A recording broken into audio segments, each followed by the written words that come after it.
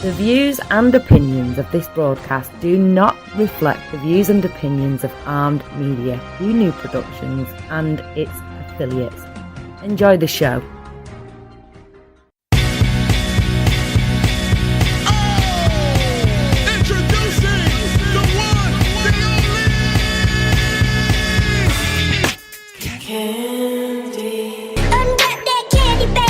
To the candy shop. I taste just like candy.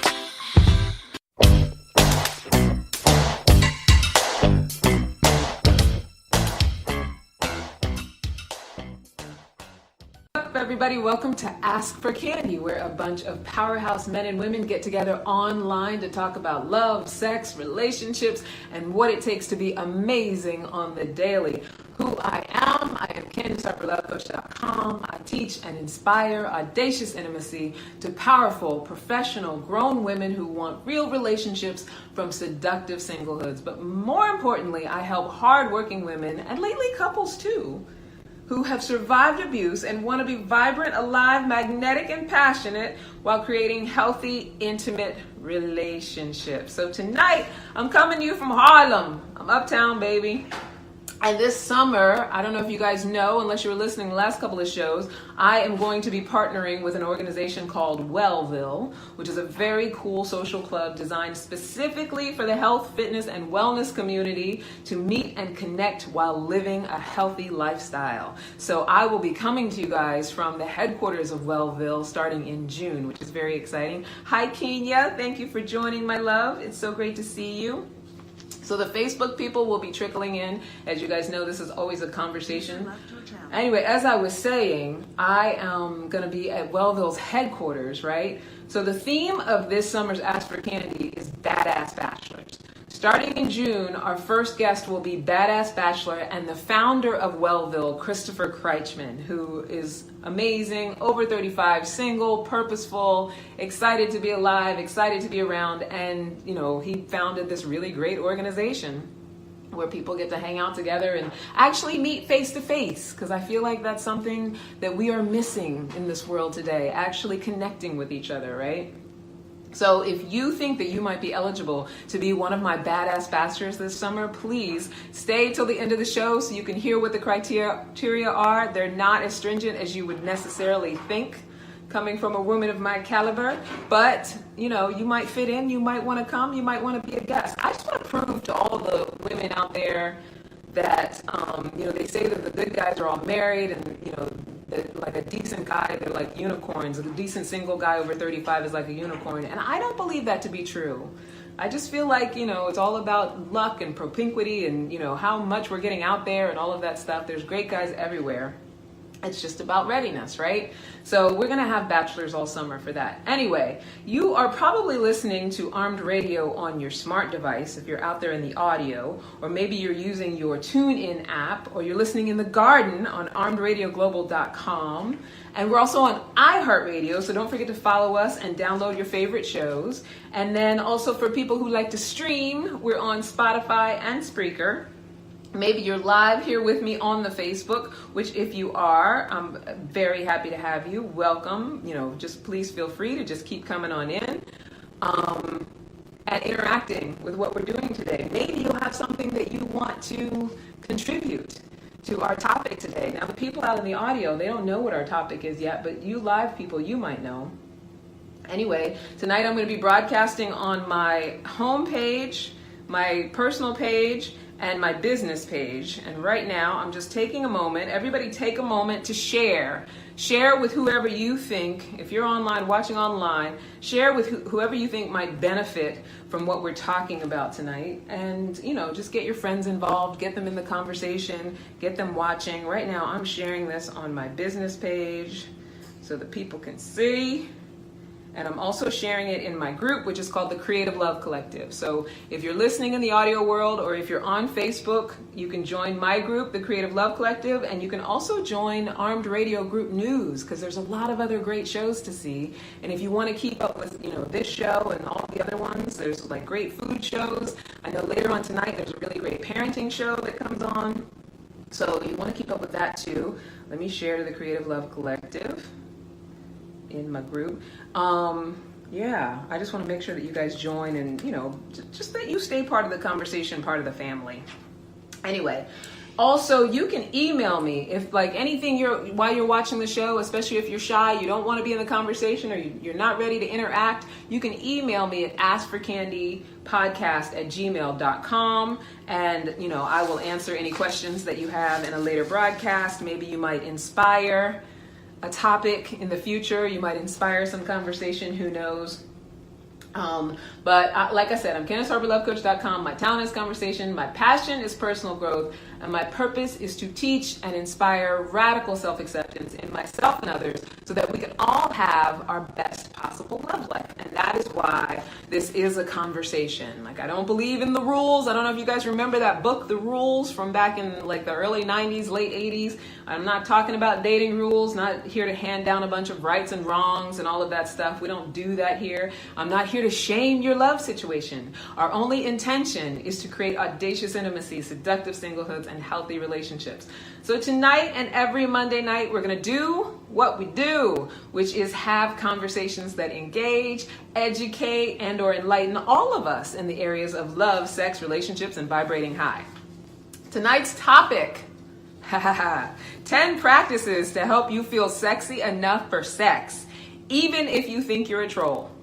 Now, why do I say that even if you think you're a troll? You may not think you're a troll, but we know, women especially, and I think men too sometimes, we can be very critical of ourselves, very critical of our bodies, especially as we're getting older. We're very, very quick to find what's wrong with ourselves and, focus on what's wrong with ourselves and, always be in a space of needing to be fixed, needing to do something with ourselves and in that conversation in our head. So, if you're in that conversation, this is a perfect sort of topic for you, because this is an opportunity to kind of see how can I sort of practice my way out of that conversation. Because, I always say our beliefs and our context, the things that we think, they're very programmed in our mind, right? And after some of us for decades of thinking one way, if you've been downing yourself in the mirror for decades, it's not like you're going to have a light switch moment. Well, you could, anything's possible, but it's not like it's a light switch moment where all of a sudden, you know how to appreciate yourself and you know how to see your own physical beauty, you know how to be confident, if that's not what the conversation has been most of your life. So the idea here is, how do we start the practice, the transformation? I always say it's like a yoga practice or any sort of exercise. If you want to have something different, a different belief or a different context, if you were going to start an exercise program, you wouldn't automatically think that you're going to go, lift the highest amount of weight. You wouldn't automatically think that you're going to be, as agile as an Olympian. You would know that you have to work your way towards it. It's a transformation, and it sometimes goes slow. I see Reverend Shanton is here. What's up, honey? He says, hey, sugar. Hi, honey. It's just that understanding that when we want to change something in our lives, whether it be in our emotional or intellectual fauna, it's about allowing ourselves the transformation, allowing ourselves to develop a new practice. And that is why the topic is 10 practices to help you feel sexy enough for sex. Right? And these are just things to start, incorporating in what you do every day, just like you brush your teeth and, other stuff like that. The goal of the show is to help you develop a self-care practice that supports you in feeling more in tune with your body and the experience of pleasure. Right? Because we have a lot of reasons why we don't let ourselves feel pleasure, why we don't let ourselves just feel good. No matter what we're doing, we're all sort of programmed to look for what's wrong and what doesn't feel right in the moment, or what we need to fix in the moment.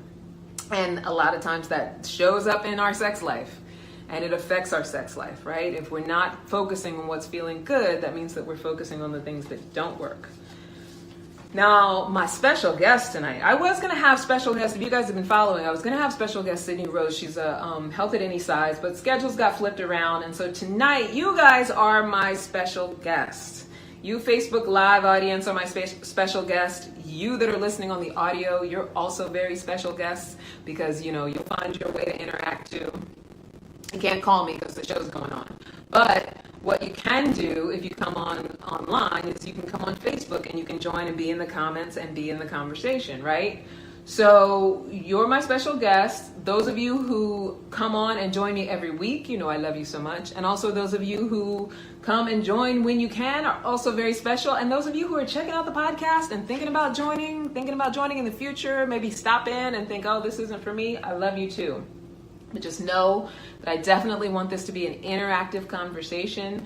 During the show, I want to find out all the ways that you get yourself feeling sexy enough for sex. Because you guys are going to have stuff that you want to share that's going to help somebody else who's listening. It's not just about, obviously I do this work and I've done the research and all of that stuff, but you guys also know things that have worked for you, and you have solutions too, and that's why we build communities. It's because it's a collaboration, right? So, yeah, you don't have to be coming from a place of hating your body either, by the way. Like, even if you're just in a space of just not, the libido's not so high. So, like sometimes we hate them and sometimes we just dislike the way our bodies look. For women, sometimes it's gynecological issues, hormonal changes, wellness changes, and men too. Like, we all undergo like different changes as we age and we start to look different. Sometimes if we get sick and then we have a recovery, that also can affect how we show up in the bedroom and, how we approach sex and whether we feel confident enough to be having sex. And so, I was having a conversation with a friend and we were talking about a lot of times when we get very self-conscious, we will cut off sex in a relationship, or we'll cut off our sexual selves, even if we're single, and just kind of put that away in a box somewhere. Meanwhile, we do, we want to have a sex life and we feel like that's a natural thing to do, but it's sort of like, stuffed away and we're not dealing with it. And then, in a relationship in particular, it can be very adverse for the partner, because a lot of times as women, we have a story about what we look like, and then there's what our partner thinks that we look like, which are usually two completely different things. The partner is, very engaged and aroused and wants to have sex and into it, and we're in a story of, but I don't look good enough, I don't feel good enough about myself. And, we know when we're in a relationship, if there's a sexual disconnect, it can begin to drive a wedge that affects other areas of the relationship and other areas of life. And you know that when you've ever been single, when there's a sexual disconnect and you sort of pack that away and not deal with it because of, a story of being single and the shame that comes around that, then that also affects other areas of life and, how we show up confident in other areas of life. So that's why we want to look at that. So Kenya says, I don't hate my body, but due to the last partner I had, I found that I was very self-conscious. Found that I was very self-conscious and I always preferred to keep the lights off. And Reverend Brown says, a huge wedge. Exactly. So Kenya, I totally get that. And a lot of times that happens to us as women, especially, if we're with someone who's very critical, or if we're with someone who there's emotional disconnect, I think, that can sometimes cause us to want to shrink down and, not be seen and just kind of complete the act in a way that's not connected to. So this is for all of us, because we've all been through it. We all go through our ups and downs around this. So, these 10 practices, hopefully there's something within there for you, if you're listening, if you're paying attention, and, like I said, maybe you have something. I wrote a blog article, and that's what the 10 practices are, and I just wanted to share it with you guys tonight and have it sort of kick off the conversation. So, here it goes. Whether you are withholding sex from a perfectly good penis because of your negative body image, not having sex because you're single and feeling closed off from the prospect of physical intimacy, or just recovering from some kind of physical issue that threw your libido out of whack. If you're someone who wants to experience a new level of desire, you are in the right place. And this is my article about it. This is a list of practices that will not only help you get back on track, but also help you be a magnet for intimacy. So, whether we want to believe it or not, at any given moment, we do want to be seen. We do want to have intimate connections with people in that they know who we are, they see us, they love and accept us in the seeing of us. And so sex is an expression of that, or it can be an expression of that, right? So that's a lot of times, besides the physical, chemical, that's a lot of times why we crave it, why we crave that connection, because it's that feeling of being seen and accepted and also still nurtured and loved behind all of that. We all love that, right? So that's what it's about. That's what being a magnet for intimacy is being someone who can be open enough that you allow that in your life. Because when we're not open, we can't have that come in our life. And that, hi Lee, my Lee just joined, sending kisses. Hi Brandon.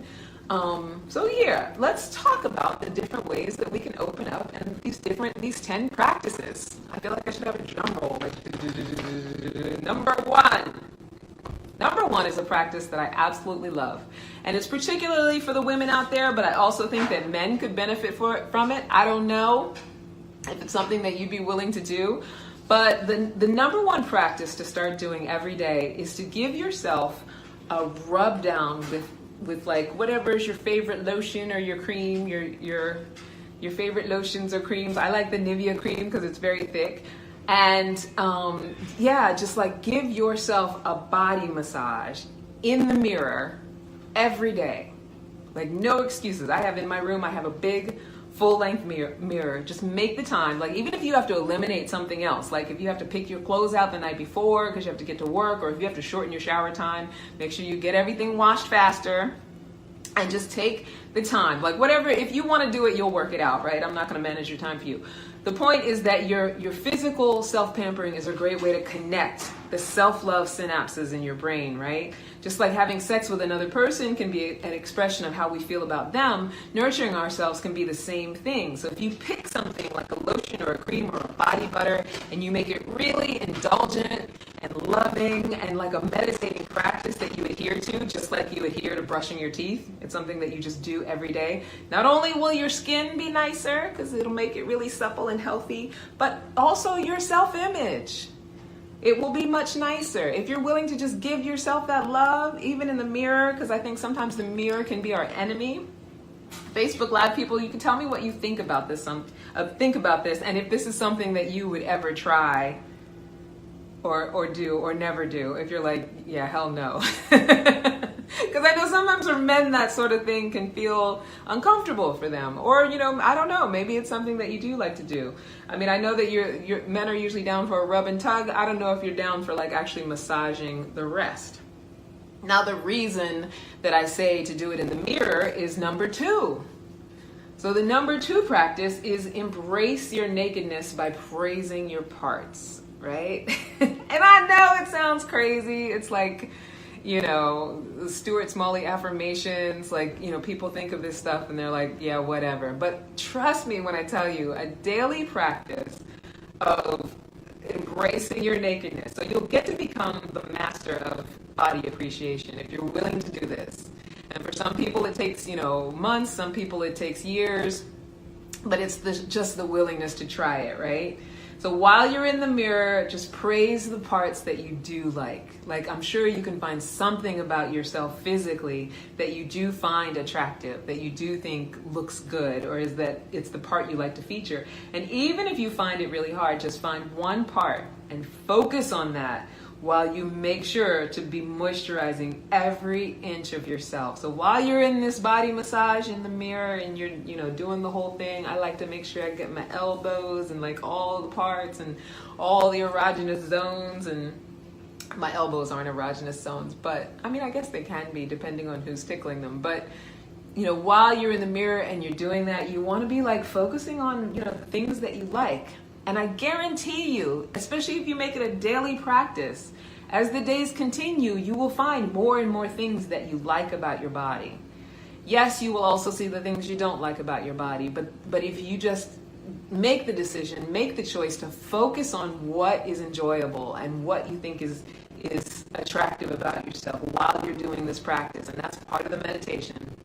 Kenya says, I usually put on lotion after a shower, but I don't think of it as a massage. I never praise myself. LOL, I'll try it next time. Yes, honey, that's exactly what I'm saying. Because most of us do, right? Especially if you're someone who gets ashy, you're used to just putting on lotion. A lot of times you just slap it on and put your clothes on and do what you got to do. But I want you to make this a meditation. I want you to make it a full practice. And like with any practice, you won't start out knowing how to have the full body appreciation. You have to be willing to master it, even if it takes a long time. Okay? The idea is that one day you'll wake up and forget how unappreciative or even critical of your body that you were. Yeah. I mean, one day it's like, there's certain modalities, they say you just wake up and you're unrecognizable. If you've ever been someone who's lost a lot of weight, it's like, for days you might feel like you're working really hard and you're, doing everything you're supposed to do. And then one day you wake up and it's like, whoa, I lost all this weight. One day you feel super skinny or, whatever. Like, that's how, transformation can work. Try it day after day, and one day. So the Reverend says, guess I'll be moisturizing my face only. Don't judge me. Well, I don't know why that would be, Rev, because I don't know why you wouldn't want to get to the other parts too. I don't see anything wrong with it, especially if you're by yourself, in the mirror. But I get it. Sometimes, for men, it's a little bit of a different thing. But try it on. See what happens. It can't hurt you, right? At least you'll be fully moisturized. Now, number 3. So number 3 is kind of more if you have someone who is a regular sex partner, right? It doesn't necessarily have to be in a relationship or whatever, but number 3 is to cultivate intellectual, emotional intimacy. So do you have an honest and vulnerable relationship with your sex partner? Even if they're a casual sex partner, and by casual I mean like a friend with benefits or just somebody that you're not really in a relationship with, but you're having regular sex, do you have an honest and vulnerable relationship with them? So, whether you're married, dating, friends, like I said, friends with benefits, you will feel a lot sexier with someone with whom you are comfortable being yourself around, right? The only caveat is that first you'll need to take the time to really get comfortable with who yourself is. So obviously, the more comfortable we are with ourselves, the more confident we can be. But the idea here is to be finding a practice of really being comfortable with who you are so that you can share who you are in an honest, vulnerable way. And it's amazing to me, I work with a lot of couples in my coaching, even people who've been married 5, 6, 7 years have so much that's left unsaid and so much that they're keeping from each other because they're either fearful, of how the person's going to react to it, or they think that, it's going to sabotage something, or they're shaming themselves about it and they want to keep it secret or whatever. But if you want to feel sexy or sexy enough for sex with someone, one way to really do that is to let them know you. Let them actually know you. Let them know things about you. If you trust them enough to be in your vagina, then you should be able to trust them enough to be in your heart on some level. I'm not saying you have to love everybody that you have sex with. I don't want people who are having casual sex to feel judged about it. I'm just saying, develop some sort of friendship if you want to have that more sort of comfortable feeling around sex. And I'm also not saying that you shouldn't make efforts to be physically, sexually appealing. Like, this is not a good, like I'm walking around in my sweatpants, he should want me no matter what, because that's who I am. I'm saying that you'll be more free when it comes to making the actual efforts to be sexy, like when it comes to the physical things, like the wearing of sexy underwear and doing sexy things. Like, you'll be more free about, what feels good around that when you're engaging with someone that you feel comfortable around. I mean, it sounds so logical, but you'd be surprised how many people don't follow the logic, right? If you want to feel more comfortable or more confident, you definitely want to be with someone who you can develop intellectual, emotional intimacy with. And yeah, I'm saying that you'll be more free with those efforts if the person you're with knows you, who you are, and you know that they're accepting of you. Like, if that's the kind of relationship that you have, you're likely to feel a lot more confident. Easy enough. You're likely to feel sexy enough, right? Number 4, actually practice genuine self-care. Now, I know a lot of this stuff is all about self-care. I mean, you know me, I'm the self-care girl. I feel like it's all about feeling good. Kiki says, I know what you mean. I guess that I had this step 50% right. Kiki, you're so cute, honey.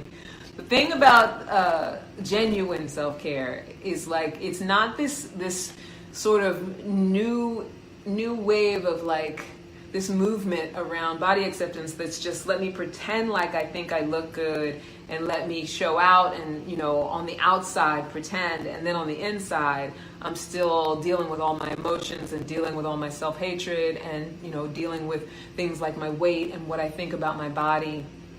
Like, that's not what I'm talking about. I'm not talking about love yourself in that sort of outward external way. What I'm talking about is really exercise and eat right. Like, and I don't do it 100% probably like I could, but, you know, it's the making a practice of doing it as often as you can that is an expression of caring for yourself, right? This is the one body you have for this one life. This is the only life that you're going to be who you are at this point, whatever you believe about that. So I'm concerned about this new culture of demands for acceptance from outside of ourselves. Like, often we expect other people to accept us when we don't even accept ourselves. And one of the major flaws I see in this body acceptance movement is that there's so much external manipulation. So it's all about like setting boundaries for other people and, you know, what other people say about our bodies and things like that, rather than being in a space of loving our bodies with exercise, loving our bodies with good food.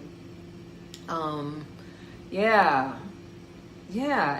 you know, we want to stop worrying about what others say about what we look like or what we should look like. And that's part of genuine self-care too, because we live in such a you know, instant gratification culture. And, you know, we always talk about how the media sets up these impossible standards for what bodies are supposed to look like, but yet we continue to give into it. Like, we refuse to choose for ourselves. We refuse to have an inner acceptance, not just that external outer, I'm bragging about what I look like, but like, I actually really do take good care of myself, and my body is as optimum as it can possibly be based on the care that I'm taking myself. So I'm choosing to be beautiful and sexy because I say so and because I make it so. Not just what I'm saying with my words, I make it so. Everyone has their different, you know, beautiful and sexy is different for everybody, right? And if I'm accepting of my own beautiful and sexy, those who you know, can mirror how I feel about myself are going to be the ones that I attract, right? But if I'm not accepting, it's going to be really hard to attract anybody else who's accepting. And I can't demand it. You can't demand acceptance from other people. Got to be self-accepting. Got to be taking care of yourself in a very genuine way, right? So what are you guys doing? What are you guys doing out there? I see Earl. Hi, Earl. What are you guys doing out there to, you know, bolster your own self-acceptance when it comes to your body and to genuinely take care of yourself? Please feel free to write in the comments and hit the like button if you like the idea of what I'm saying. Like, if you really feel like, you know, this is on the money.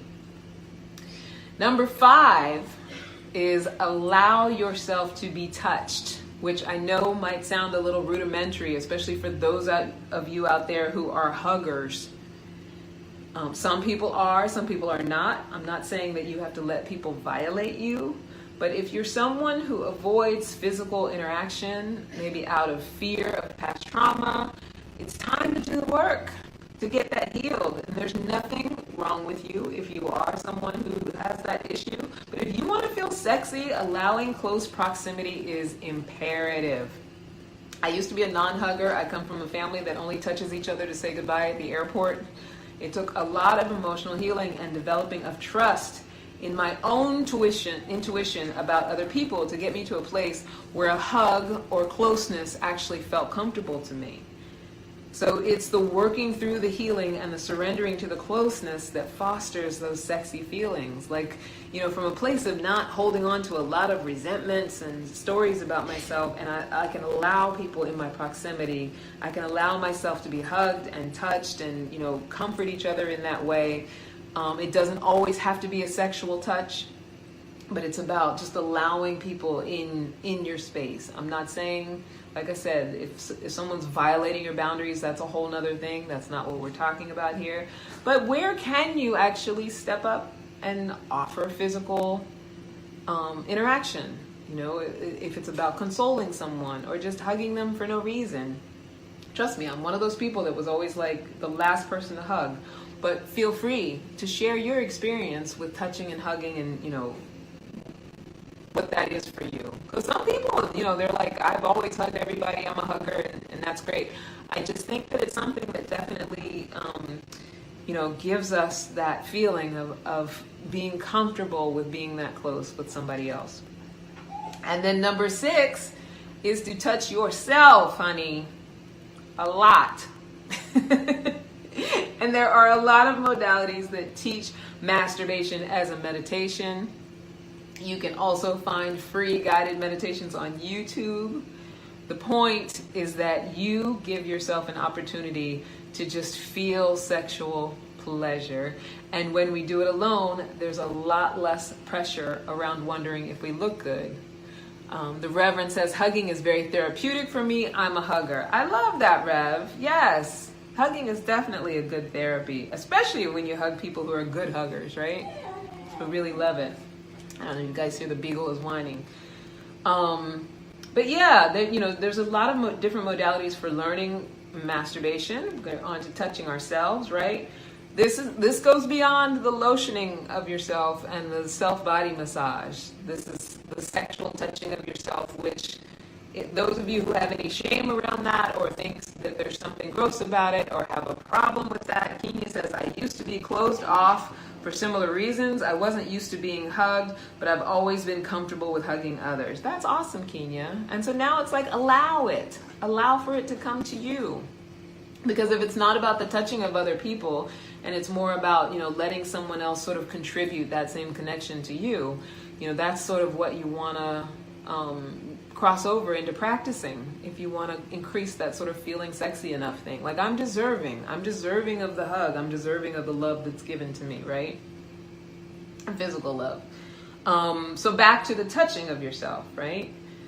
So the actual feeling of arousal releases chemicals in the brain that suppress our intellectual inhibitions. So if you think about any time you've been aroused to have sex with someone, or if you were touching yourself, it's like intellectually all those inhibitions start to fall away. Maybe not all of them for you, but some of them do. Some of the things that you wouldn't necessarily do when you're not sexually aroused, you might be more willing to do when you are. But this is why so many people get in trouble for impulsive sexual decisions. However, the way that we can use this to our advantage is by allowing ourselves to frequently experience arousal and embrace that lack of inhibition feeling. So when you're doing it for yourself, when you're touching yourself, you get to embrace that feeling of like, I don't have any inhibitions in this moment. And if you're on your own and you're alone, it's not like you're going to get in a whole lot of trouble with that, but you get to actually be with it. So often I talk about, how often do we let ourselves just be with how we feel and allow our feelings to process and let that be okay. We're so quick to, fix when something goes wrong, or, if we're sad, or, if we see somebody crying, we're like, stop crying. Like we like to cut off our processes and our feelings and our emotions. And so, when we allow ourselves to masturbate, we allow ourselves to feel that lack of inhibition, and it's beautiful and it's fantastic, and you get into the practice of it. And that way, when you are with a partner, you're not so maybe afraid of that feeling of losing control, maybe not so guarded and reserved about it. You're used to that feeling and you know how to harness it. It's definitely a very feminine power thing. Like when you know how to harness your sexuality and release it and lose control, you have a much better experience, right? And that's number 6. I don't know if anybody wants to talk about touching themselves or what their experience is with that, because I know that's a very private, personal thing. But feel free if you want to comment about that, and hit the like button if you feel like that's something that you do on a regular basis or that you want to do on a regular basis, or if you advocate doing it on a regular basis. I'm a big advocate of daily, should you choose. I'm not saying you have to force yourself if you don't feel like it, but there's nothing wrong with it. Kenya says, I cringe when it comes to masturbation, but I find that when I'm overly stressed out, I go to that. It's a great therapy for stress out. It's also really great for migraines and headaches, pain in the body. And what I would say, Kenya, if you're cringing when it comes to the idea of it, there's another practice here that speaks to that, and it's the healing of shame around sex, and feeling like there's something to be cringing about, like that there's something either dirty or gross or immoral or whatever judgment you might be putting on it. There's something to be healed there. I feel like all those feelings that we get, those are indicators that there's just something to look at. It might not be anything major. It might be something colossal, who knows? But, in the healing of that, you get to free yourself so that you can experience that lack of inhibition feeling, right? And that it doesn't have to feel cringeworthy. Number 7, get sleep. Get enough sleep whenever you can. People are like, well, what does sleep have to do with it? Unless it's your new baby, anything that's keeping you from sleeping adequately needs to be altered. We act like sleep is disposable, and while I do believe that only you know how many hours you need to feel actually rested, if you're consistently not allowing yourself to get those hours, you are selling out your life, your health, your ability to be confidently sexy, your ability to be confidently sexy, and you're selling it out to something that truly won't matter in the end. Because whether it's your job or your overpacked schedule or whatever it is that you're doing, if you're let's say you're trying to start a business while you're doing your job, and that's great that you're productive and you have a hustle, but what is it that you could be adjusting to make sure that you're still physically taking care of yourself to make it work? We always have to know what to put first, and your health is your only wealth, and your time is invaluable. You'll never get it back. It's not like money. You can't just, make more time. And so in getting enough sleep and the taking care of your body so that you can have, longevity with your health, also you're buoying your ability to show up feeling sexy. And think about, when you are fatigued and when you are tired, whenever you do feel that way, you don't feel sexy at all. Like there's no, I don't know about you, but I get like a little bit of a headache. I get a little bit foggy. There's nothing sexy in that feeling from day to day. And like I said, in the long term, it's not good for your health. So whatever you need to do to adjust and transform, there's no excuses. There's no way around it. You have to be getting enough sleep. It's just, and whatever enough is for you. Some people, they're like, 5 or 6 hours, I'm good. Other people are like, 7, 8, whatever. Figure it out. This is the one life you get, and all that other stuff that you think is more important than taking care of yourself, it's not. It's not sustainable, and it's just not what life is about. You have to take care of yourself first. What do you guys think about that? As far as like getting enough sleep? Kenya, you're so cute. She says it does help. Okay, that's for the masturbation thing. What kinds of things do you guys do to make sure that you're getting enough sleep? How are you taking care of yourself in a way, or taking care of your schedule in a way that allows you to get enough sleep? And, what are some tips and tricks for doing that? Adjusting your schedule. Those of you who have kids, I'm not a parent, so I don't judge, you needing to figure that out. But the way that I see it is this: if you are a parent and you have children, I get it that the getting of sleep is a lot more challenging, but don't you want to be living as long as you can in order to see these children grow? Don't you want to show up as your best possible self, best possible parent? Like, what is it that you need to give up or let go that is not serving you ultimately and not serving your children ultimately, so that you can be the best you that you can possibly be, and therefore the best parent that you can possibly be? So I'm very much a stickler with this. Like, I don't feel like there's any way around it, any workaround as far as this is concerned. So, if you want it, you'll do it. Kenya says, I'm getting a lot of sleep. Sometimes it's not due to exhaustion. Does that matter? Well, if you're getting a lot of sleep and it's the sleep that you need to function in the way that you want to function, that's fantastic. If you feel like you're oversleeping and you're still overtired, then I would definitely see a doctor, or, look at what's happening, or what you're doing, what your lifestyle is that's causing the oversleep. I know for me, when I'm eating a lot of sugar, or even if I drink alcohol, whatever, I definitely oversleep, and I'll wake up at my normal time, which could be anywhere between 6 to 8 o'clock. I'll wake up in my normal time and then go back to sleep if I've been eating a lot of sugar or if I've had alcohol. And then I'll wake up even more foggy and, I'm sort of dragging myself around a little bit. So within that, you want to make sure that, it all goes hand in hand, right? If I'm taking good care of myself, I'm getting exercise, I'm eating the best that I can eat, then, I know what it feels like to have the amount of sleep that I need and then get up and get going. I know all of this stuff sounds very rudimentary, but what we're talking about here is showing up sexy enough for sex. And most people don't do these things. It sounds so simple. Most people have a list of excuses and a list of reasons for why they don't take care of themselves in this way. Right?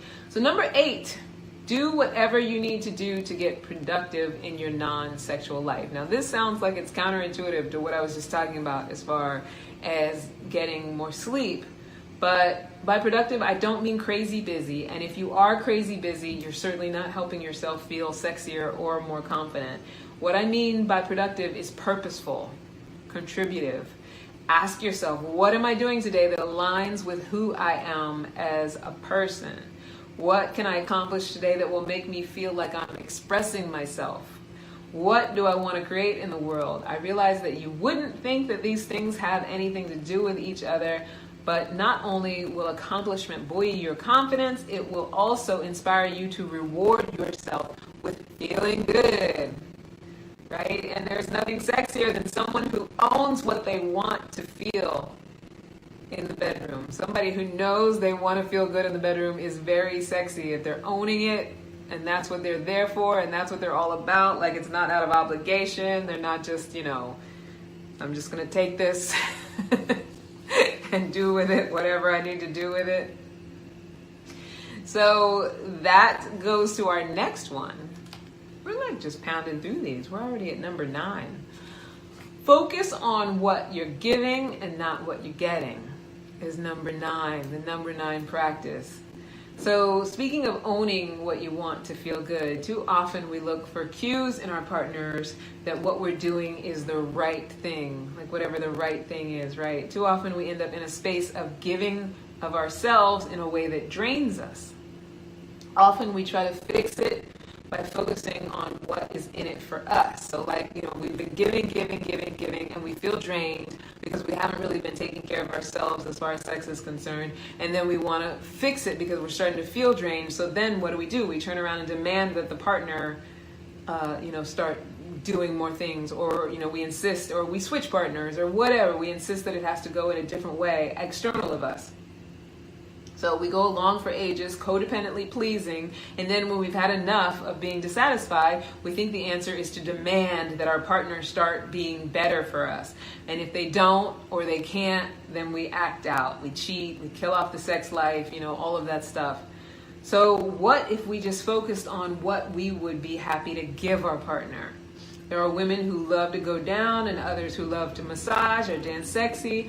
There are men who love to lick their partners in all kinds of places, and others who love to spank and tickle. The point is that if 2 partners come into a sexual situation and both are responsible for their own pleasure and ready to overflow with pleasure for the other, everyone gets to end up happy, right? So if I'm responsible for my own feeling good, and the things that I'm offering to you are from a place of I'm responsible for feeling good. This is what I want to do. This is what I like to do. And this is how I'm overflowing. I'm not just compromising myself because I know you like it. I'm not just doing what you like and I have no, it doesn't give me any pleasure whatsoever. I'm actually just, filling myself up with pleasure. I've been masturbating. I'm feeling good. I'm okay with feeling inhibited. And then I'm ready to offer. 2 people doing that, it makes for a really great sexual experience. But if we're focused only on, what we're getting, because we're in a story of, well, I give so much. I've given you so much. I do so much. So now what are you doing for me? There's just no connection there. People do it all the time. It's just not the road to feeling sexier for sex or feeling more confident, feeling more loving or more intimate or connected. And number 10, the very last, is, and I mentioned it earlier to Kenya. Kenya says, I'm a great giver. I like to know that he's getting the best pleasure. Well, Kenya, I think that's fantastic. And hopefully, that's part of your pleasure too. You're doing that because that's what you love to do, and not because you're, just looking to please that person and not getting for yourself. And by getting for yourself, because it's like a slippery slope, is actually owning what feels good to you and being responsible for what feels pleasurable to you. And that means a lot of communication sometimes. Sometimes that means, whatever it is that you're doing, being uninhibited about what you're doing in the bedroom. But yeah, whatever it is that you're doing, it's got to be like, I'm doing this because I love to do it. And if you've ever been with anyone who's doing it strictly for you and not because they love to do it, it definitely feels different than if you're doing it with someone who really feels like they love what they're doing, right? Especially when it comes to oral sex. I don't know what that's about, but there's a big difference in how that feels. You know when somebody is really into it, right? Number 10, heal your shame. So just like money, everybody has been conditioned to believe certain things about sex that often stand in the way of actually being able to enjoy it fully. If you want to feel sexy enough for sex, you want to heal any shame stories or pain that you have in your past around the topic of sex. Perhaps it may mean unlearning all you have learned or going to a therapist. I didn't even know how much shame I had accumulated until I met someone who made it his mission to make me feel shameful. And also, our puritanical culture has turned sex into something dark and sinful, and when in fact it is the miracle that brings forth life and makes us all happy and healthy when we don't sabotage it. So if you've had a traumatic sexual past or feel ashamed of things that you've done, maybe even picked up an STD or two, slept with people you regret, anything that has you feeling at odds with your sexual experience, start Googling ways to heal it. And just take that journey. There's so many modalities, there's so many outlets out there for healing the sexual trauma, for healing the pain, healing the shame. Sometimes it's religious shame, sometimes it comes from different places, right? Embarrassing things that happen to us when we're growing up and when we're young. Yeah, there's something around, healing that and being able to get out of a story that you are doing something naughty, especially as an adult. Although, I will say this, there is something to be said for fetishism, and if you're feeling like the naughtiness makes it more pleasurable, if it feels naughty, then that's great. Like, I'm not judging that. But if it's actually limiting you and feeling like sex is wrong, is limiting your ability to be uninhibited, that's where you want to, take the steps to heal. Kenya says, I will take steps to heal my sexual trauma. I hear that, honey. Absolutely. I feel like, we're all on the road of that in some way or another, because how many of us don't have any sexual trauma? Not very many. And trauma doesn't have to only just be, child sexual abuse. Sometimes it's, like I said, embarrassing things that happen, or just, years of conditioning. Kenya says, talking to you helps. Thank you, honey. Oh, I love talking to you too. Yeah, sometimes it's years of conditioning that can have us in a story of shame. And, almost all times it's whoever raised us, whatever their feelings around sex are, whether they're consider themselves to be promiscuous or not, or whatever. If they have a story around sex, just like with, it's weird because it's just like with money. If they have a story around money and, having money or not having money, or affording things or not affording things, we tend to adopt whatever that story is. We tend to take it into our own lives, and that's how we end up navigating our own lives. So, I know for myself, for the longest time, I was walking around with my mother's sex story, and she's walking around with her mother's sex story, and then, and so on and so on and so on. And so if you build on top of that your own experiences on top of a historical story around sex and what it is and whether it's dirty and shameful and, something that nice girls don't do, and, but yet something that I did and I feel ashamed of it. I feel guilt because I wasn't supposed to do it. That stuff starts to compile after a while, and it informs how you show up in the bedroom. And you can get into a relationship And with all of that story behind you, behave in a relationship in a way that shows that you are fearful, shameful, not feeling good about it, not feeling positive, and then your relationship starts to break down. I'm not saying this to, make anybody scared or make you fearful. It's just, this is an opportunity to heal some stuff. It's an opportunity to feel better about these sorts of things. And that's it. That was number 10. And, ultimately all the things that I mentioned, they're all accessible through self-love, right? I'm a self-love coach. It's what I talk about all the time. I feel like we say that word and it's the cliche and, everybody just kind of like, it's a throwaway about loving ourselves, but there is a process for it and it is an active thing to do. And most people walk around not knowing how to actually do it. And I would hazard to say that most people, especially celebrities and people we see on television, think that it's something that is an external presentation. Like I have to externally show you how much I love myself, and that's me loving myself. When really it's all about the inner work. It's all about being able to listen to yourself, and feeling sexy enough for sex is a product of being willing to do that inner work of acceptance and self-love and all the stuff I talk about, right? Self-connection. Because however we're treating ourselves, we attract mirrors to that. We attract people who treat us the way that we treat ourselves. If you find yourself attracting people, it feels like they're taking a lot of advantage of you and things like that. You always want to be willing to look at, like, where am I allowing this in my life because I'm not speaking up for myself, or I'm not taking care of myself, loving myself. And sex is such a good way to, as an expression and as a physical act, it's really representative of how we experience each other in non-sexual situations, especially in a romantic partnership, right? The dynamics of sex are very representative of the dynamics of a relationship sometimes. And sometimes they're the opposite of it, but always they can trigger and show you what needs to be healed. And that's that. So get out there and get yourself feeling sexy. This is gonna be a blog post. So if you ever want to go through the 10 things on your own, you're perfectly welcome to do that.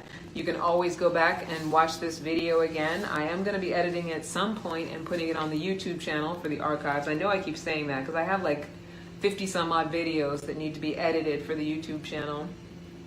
But also a lot of this material that I'm sharing with you is coming from my upcoming book, which is 20 Good Reasons to Throw That Man Some Pussy, How to Shamelessly Release the Full Power of Your Feminine Sexuality and Capture All That Is Good About the Male Existence. So I will be talking about these things and the 20 Good Reasons in that book. So I kind of wanted to introduce you guys to this. And also I'll be posting this as a blog post, so you'll be able to look at it. It's inspired by my work with couples. And also, just the research that I do and the work that I do on a day-to-day basis. And a lot of times on my conversations that I just have with, friends and clients and things like that. Kenya says, "Go, Candice, you're bringing sexy back." Thank you, honey. Oh, I love you so much, Kenya. I miss you. And also, Kenya, by the way, and you can get the word out, I was talking about broadcasting from the Wellville headquarters coming in June. So it's going to be a group conversation again in June, and you're absolutely welcome to come. So, and it's in the 30s, so it's down near you in your area of Manhattan. So I'll be coming back downtown, my love, and we're going to be kicking in with, it's not going to be a happy hour, it's going to be more like a healthy hour beforehand, but it's still going to be like a really rich conversation into the podcast, right? But then the other thing that I want to tell you guys about, we're all done with that, unless anybody else. Kenya, I know I saw Amy come on. Anybody? You guys are like a little thin tonight. I don't know what happened to my lead. It's all right. If you come back and watch later, you can always comment, and I always come back and write on the comments and stuff like that. If you have anything that you want to say around what makes you feel sexy, what makes you feel sexier, especially when you're downing yourself, putting your body down and not feeling like you're aging, feeling like you're not, looking like you're from a magazine, all of that stuff, please feel free to comment. Put it in the comments on this post, and, other people will be helped from it. So the other thing I want to tell you guys about before we go is that I'm I'm building the 12 Women Intensive, which I've mentioned before. The result is 12 women who have survived parental or partner abuse will move the past out of the way, throw out their emotional baggage, become vibrant, alive, magnetic, and passionate while creating the love life that lights them up and supports their happiness. If you're interested, click the link on my business page, take the questionnaire to the top of my business page. I'll also leave a link in the comments down below on this post. And, just get with me. Fill out the questionnaire, apply for it, see if it's a fit, see if it's something that you might want to do. I'm going to be doing 12 women. I'm going to start 12 women each month on this intensive. And it's group coaching, and there's a lot of components to it, which I don't need to tell you all of that on the podcast. But, if you fill out the application and get qualified for a call, we'll have a call, and I'll tell you what it's all about, all the details, and, what it entails, and what you're going to get out of it, tailored to you. You can tell me exactly what transformation that you want to have around healthy relationships, and what you feel your particular issue has been, your challenge, what's been standing in the way, and that will be the thing that we'll discuss, and how I can tailor that for you, because I can tailor for in group coaching. It all works out in the wash. Also, I want you guys to follow me on Instagram at Candy Love Coach.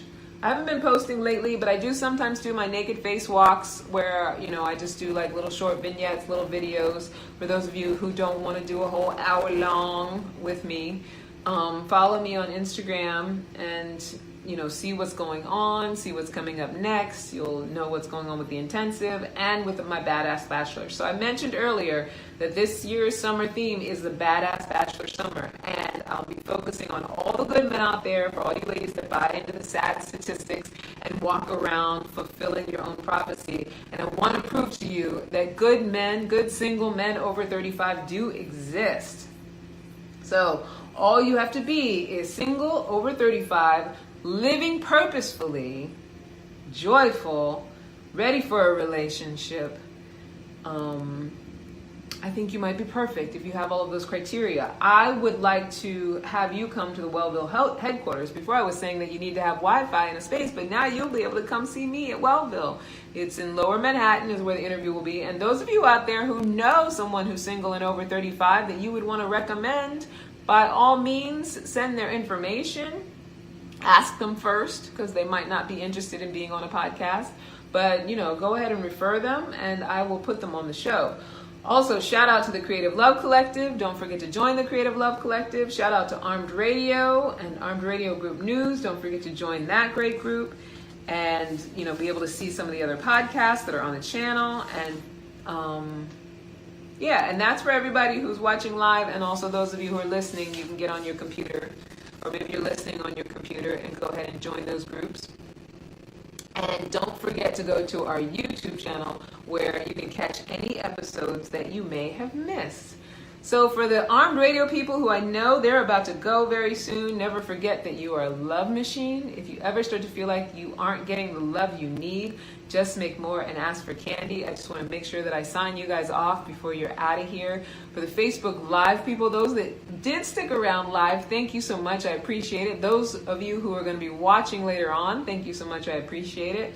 And I appreciate your comments and interaction. And I come back to the post and I'll talk to you and interact afterwards. You can also email me at askforcandypodcast@gmail.com. And also, if you leave your comments, if you want to leave comments later, leave it with hashtag #AskForCandy, and I'll be more, quick to find them. And that's it. We're done. All right. I love you guys so much. Thank you for being here. Kenya especially. I love that you were so engaged in the conversation. And you know that you're due for a coaching call. Our Tuesday evenings. You've missed a couple evenings, so not to call you out in public, but I'm calling you out in public. So make sure you get with me about Tuesday nights. It's up to you to seek out your coaching. And that's it. I love you guys so much. Thank you for being here. Have a great week, and I'll see you next week. All right? Bye now. Don't forget to ask for Candy. Bye, Kenya.